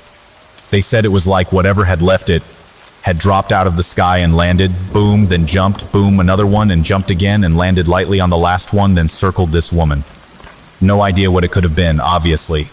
Usually with the weird ones, some people speculate. Not with those, though. No one could come with any kind of explanation. Back to the girl. She didn't have any ID on her, no wallet, purse, nothing. She was wearing a tank top and shorts. How I said she was frostbitten. Well, her face wasn't at all. It was as dry as I've ever seen a face in my life. Her lips were cracked all to shit. Skin was sunburnt, flaky. That's why when the ME, medical examiner, told us her cause of death was drowning, we couldn't believe it. By all accounts, drowning should have been the last possible cause of death, but the ME said she would stake her whole career on it, that any subsequent analysis of the autopsy results by other MEs would yield the same results. And it wasn't a dry drowning, it was like she'd been held underwater until she died. Her stomach contents, I remember, there was water of course, but there were also blades of kind of grass. So initially we think maybe she was starving, tried eating some grass, yeah? It was sod, fake grass. There wasn't a whole lot of it in there. You know, she didn't have a whole front lawn in her stomach, but there was enough that you could cover maybe the bottom of a water bottle with the grass standing up. You know what I mean? Oh, even more fucked up? Get this. She'd put the time of death as being about 8 hours after I'd shown up in the desert. No kidding. She'd apparently been alive the whole time. I was skulking around checking it all out. I'd been right up close to her, inches away, and I didn't see her chest moving. I didn't feel any breath coming out of her, nothing. Didn't make a shred of sense. And that was just the time she recorded. She said there were multiple factors that contradicted one another. How I said she was standing? Rigor mortis had somehow set in instantly. Emmy said it was impossible, but that's what it was. But despite the rigor mortis being an indicator of TOD, her stomach contents made the ME. I think it hadn't been that long. Same with the fact that no insects had other little creepy crawlers were anywhere near her. But then there was the fact that a few of her organs were deteriorated, like she'd been dead for days. It was just, I still can't wrap my mind around it.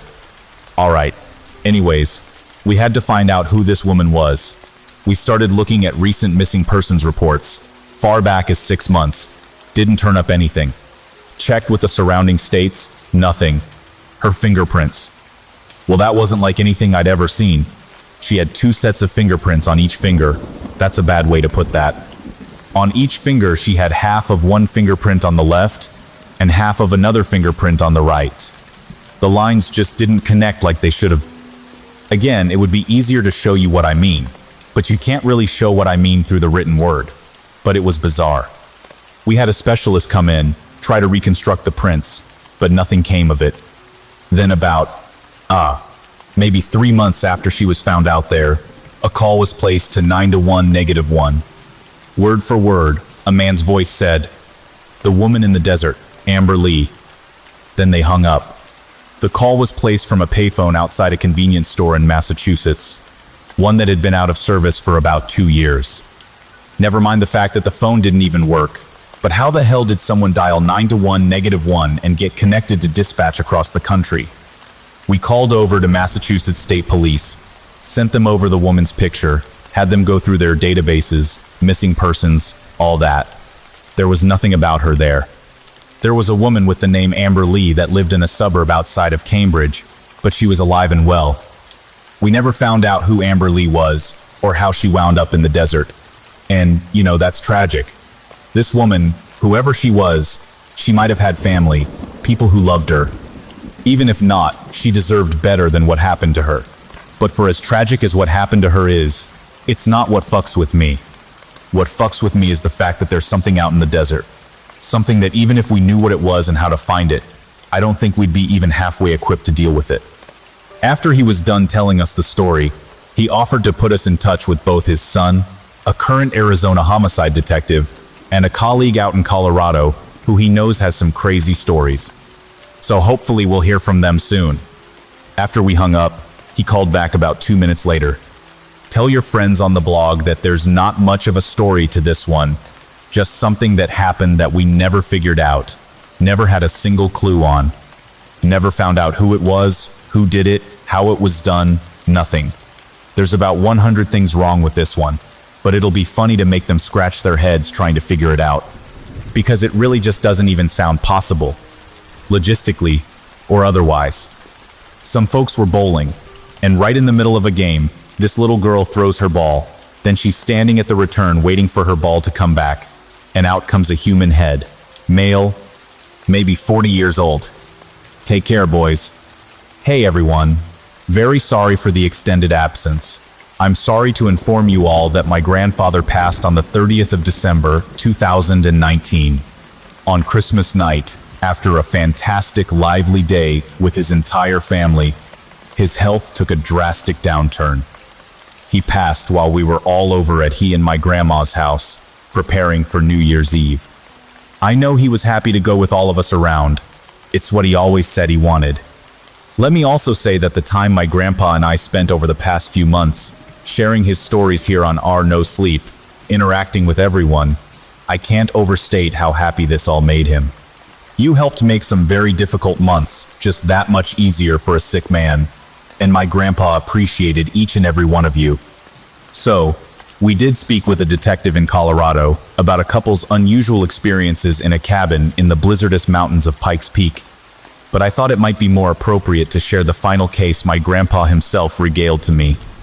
After the last weeks of pre- and post-funeral goings-on, I finally transcribed the case he told me about on the 24th of December. I had a good career, These weird cases were few and far between, and when I wasn't chasing my tail, looking for clues that wouldn't lead anywhere, even if I found them, I feel like I really made a difference. Scary as hell sometimes, yeah, but I wouldn't change a thing. Your grandmother. I don't know. I don't want to scare you. I've been putting this one off since I started telling you about these damn cases. My grandpa was very apprehensive about sharing this particular case, more so than any of the others. When he said he didn't want to scare me, I suggested that with everything he'd already told me, the chances of that were slim. Even still, he was particularly worried that the contents of the case would affect me. Nevertheless, I assured my grandpa I would be fine, and he begrudgingly continued, "All right. Well, God, this one hits home. So by the time I made detective, I'd been with your grandmother for a while, a long time. In 19.81, maybe 80. One of the two. My partner and I caught one. Now, this wasn't immediately apparent as being an impossible one. There were little hints of odd things, but I could tell my grandpa was questioning whether or not to continue telling me about this case. So, the case was a double homicide at a real nice apartment building downtown, a high-rise overlooking the lake, all that. Now, the apartment belonged to a man and his wife. I remember the man's name was Scott something. Scott was one of the two victims. He'd been, I don't want to be gratuitous. Your folks on the website don't need to hear all the nasty business. But, okay, picture someone laying down on their back, arms at their sides, starting at the tip of his right shoulder and going diagonally downwards to the bottom of his left elbow. He'd been cut. I don't mean someone had slashed him with a knife. I mean, God. He'd been cut clean through, like someone took a giant axe and hit him at that angle. He'd been cut there, and then from his right hip to just above his left knee, and then again from his right knee to his left ankle. The cuts were so clean that we didn't realize at first he'd been vivisected. He was wearing a suit and tie, and the cuts were so clean that he just looked like a normal dead body in a pool of blood. You can imagine our surprise when the coroners went to move the body and he fell into a whole bunch of pieces. Shit. So, yeah, there was another body. Scott was married, but the body wasn't his wife's. It was this. This old lady must have been in her 90s. Nothing was done to her. She was determined to have died from natural causes. We initially thought maybe the wife had been abducted, and of course we had to look at her for the death of her husband, but this old lady, she'd been reported missing from a nursing home the day before. A nursing home in, where was it? Sunrise, Florida. We spoke to the staff over the phone, and there was one nurse there. She just walked this woman back to her room and given her her medications. She was supposed to mark down on a form when she'd last taken her meds, but she'd left her pen in the common area just outside the room. She stepped out for about 5 seconds, as she put it, and when she stepped back in, lady was gone, vanished into thin air. That was at about 4 p.m. Meanwhile, about 4:15 p.m., maybe 5 minutes away from the nursing home, a woman was detained after behaving erratically, taken to a mental health facility. That woman was Scott's wife. She'd been at work that day, and towards the end of the day she disappeared. Everyone thought she'd left the office early for the day. She didn't buy a plane ticket, a bus ticket, a hot air balloon ride. Her car was still in the parking garage at her office building. They just switched places, kind of. Not an exact switch, though. We don't know how the old lady ended up in Scott and his wife's apartment. Oh, and Scott's wife, Amanda. That was her name, Amanda. She'd been picked up screaming at the top of her lungs, but after that she went catatonic. Completely. Stone cold catatonic. God damn it. So the whole thing is strange, unexplainable, all that. You know by now how these things go. But, shit, this one though. We start going through the apartment trying to figure out who these people are. I mean, we know who they are, but, trying to figure out what might have led to this point. My partner happens upon some photo albums, and, my grandpa started tearing up at this point and had to take a few moments to collect himself. He finds some photo albums, and there's pictures of us, of me and your grandma. Pictures from our wedding, from games we'd gone to, the first picture we took when we bought our first house together, even pictures from when we were kids, long before we knew each other. I'm trying to reason it out. I think maybe Scott or his wife is someone your grandma knows, or someone in the family knows. But it's only pictures of us, no one else in the family. And your grandma didn't have any clue who they were.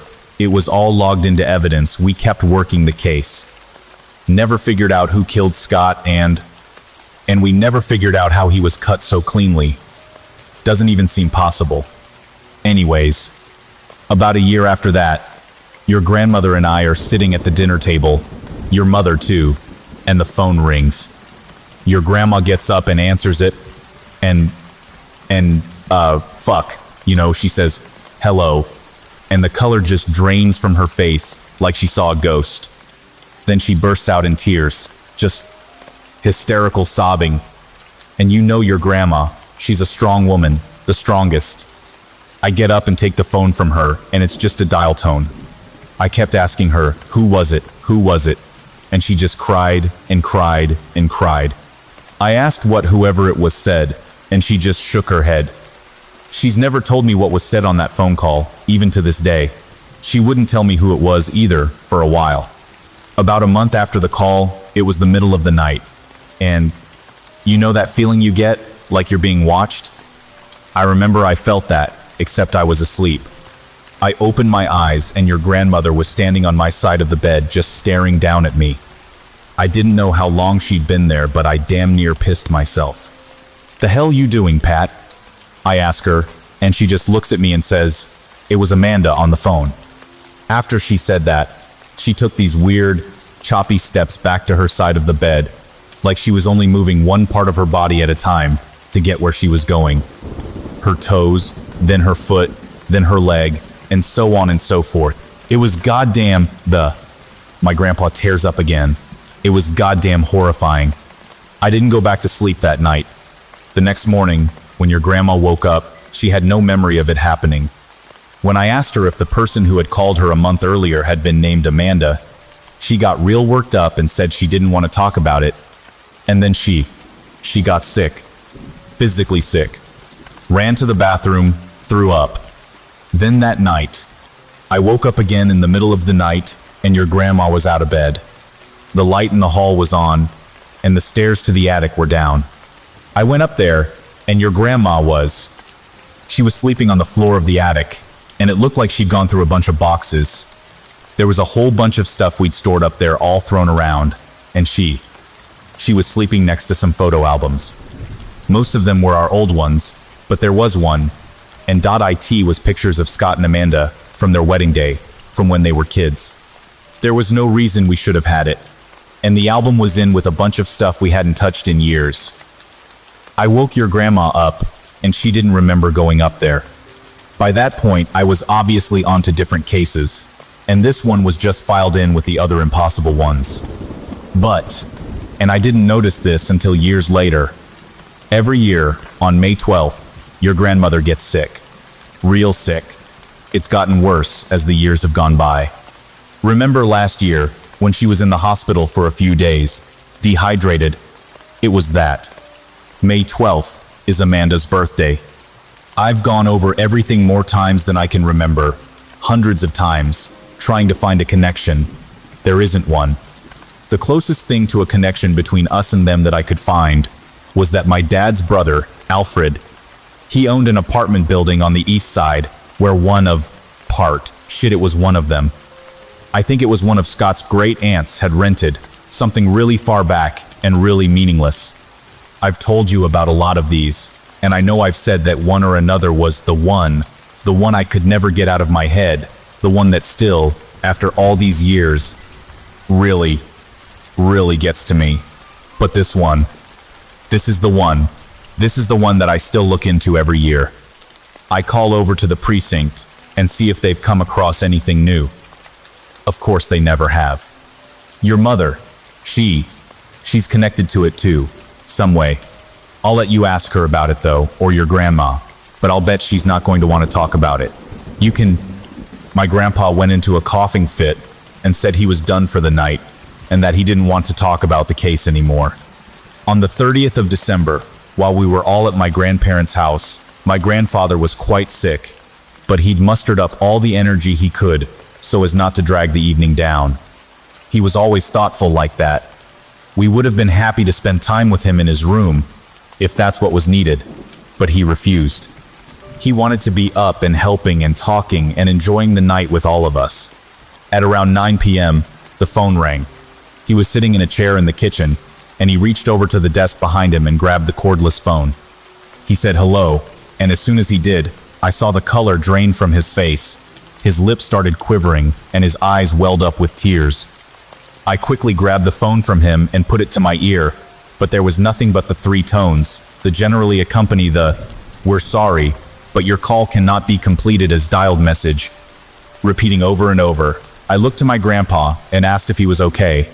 He simply looked at me and said, "It was Amanda on the phone." And with that, my grandfather took a look around the room, sat back in his chair, and passed on to the hereafter. When all of the funeral and will business was completed, I used the information my grandpa had given me in this case to reach out to a relative of Amanda, her sister Anne. I explained that I knew reaching out to the mental health facility she was at would be useless, as they couldn't and wouldn't divulge any information, nor allow me to speak with her. Anne informed me that her sister had died just over 4 years earlier, and despite there being several people in the house, all of whom acknowledged hearing the phone ring, the phone record showed that my grandparents' home didn't receive a call anywhere near 9 p.m. on the 30th of December, 2019. I think of all the impossible cases my grandpa ever worked, this is the one that truly haunted him the most. In his memory, I'm going to continue his tradition of reaching out to his old precinct every year to see if any new developments have arisen. For now, I know that wherever my grandpa is, he's regaling anyone else who will listen with the stories of an honorable life well lived.